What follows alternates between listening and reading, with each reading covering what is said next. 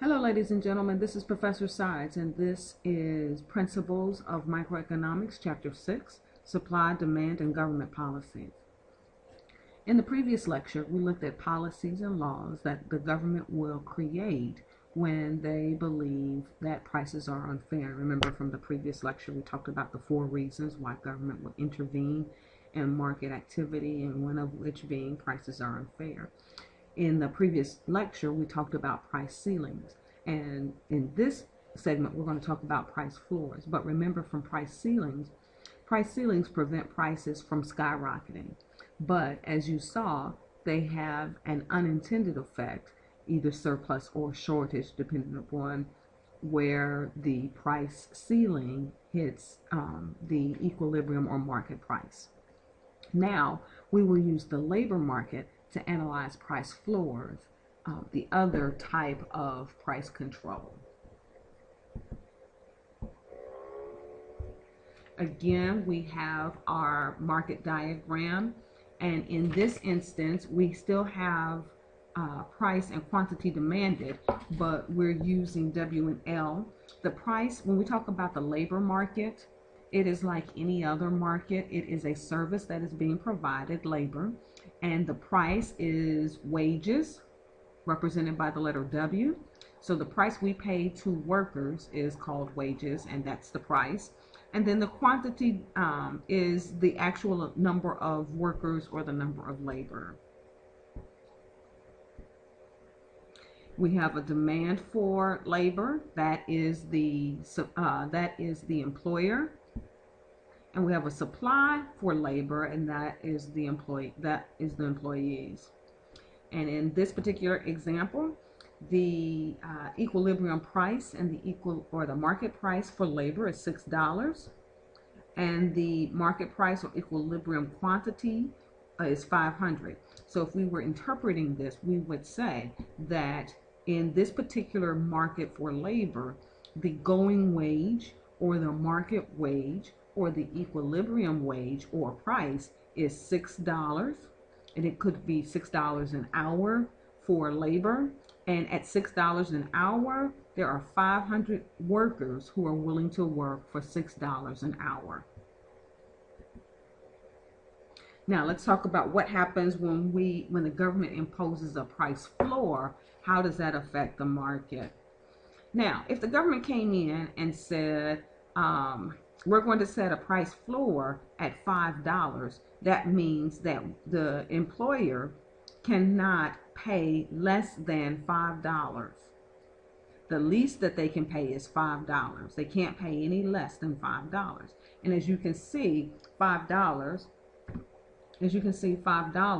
is less than 6, and so we are within the price floor because we can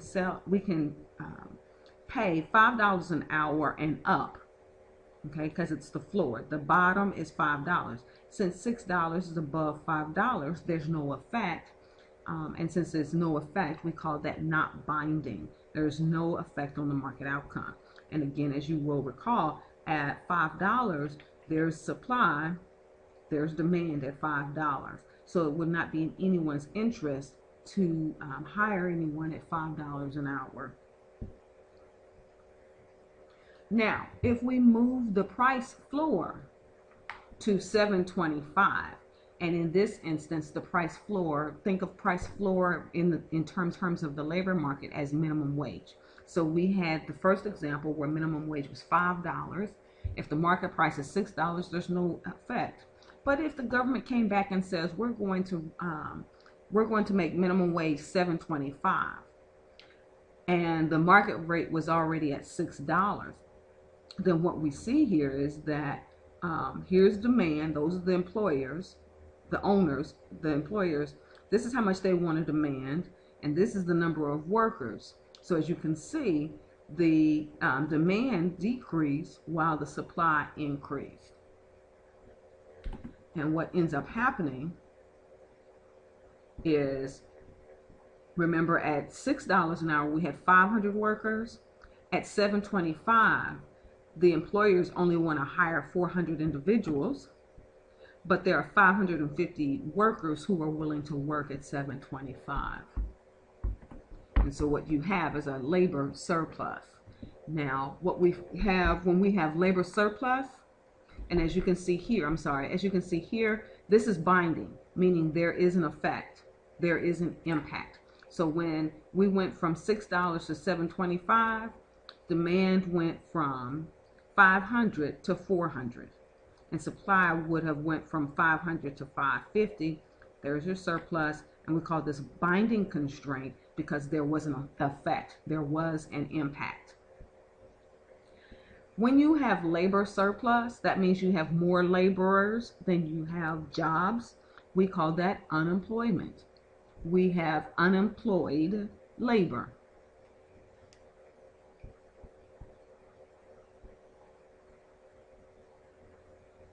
Now, what we find, again, going back to government policies, when the government intervenes in the market interaction, the market had agreed on $6, but the government says that market price is not fair. And so they impose a price floor, the minimum wage, at $7.25. And as a result of that, in order for employers to comply with that law, they had to lay off workers. So at first they had 500 employees. Now they only have 400, which causes unemployment. Generally speaking, in theory, unemployment hits, it would hit unskilled before it hits skilled workers. The reality of it is that it still hits unskilled workers as opposed to skilled workers. One, because skilled workers usually work not on an hourly basis, but they are salaried, meaning they have a flat rate, and so it doesn't matter how many hours they work, they still get the same price.